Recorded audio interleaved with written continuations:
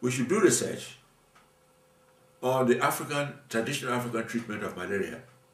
That is to say, we must search for potent anti-inflammatory compounds from traditional herbs that are used all over the country, all over Africa, in fact. Secondly, everybody must know their genotype. As soon as a child is born, you determine their genotype. Is it AS, and they G6PD deficient, or not? And they should carry this information with them,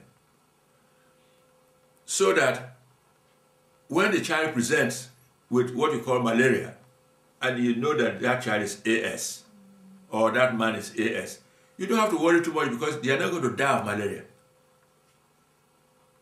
You treat them mildly. But there are certain groups of people who must take care of. Infants, especially when the infants are being fed on formula. Pregnant women, elderly people, the people whose immunity is lowered for one reason or the other.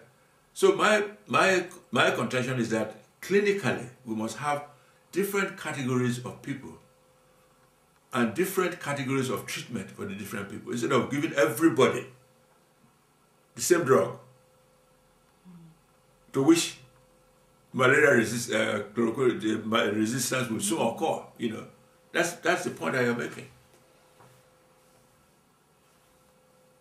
In other words, change our approach to saying what can we do to protect the African? Because if we find what we can do to protect the majority of Africans from malaria, then we have found the malaria control strategy, because those strategies will benefit everybody, including Europeans. The reason why the drug becomes useless for Europeans is because it's given to all Africans.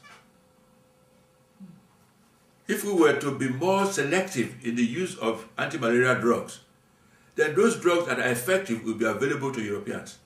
Okay. That's my argument. So you read this in the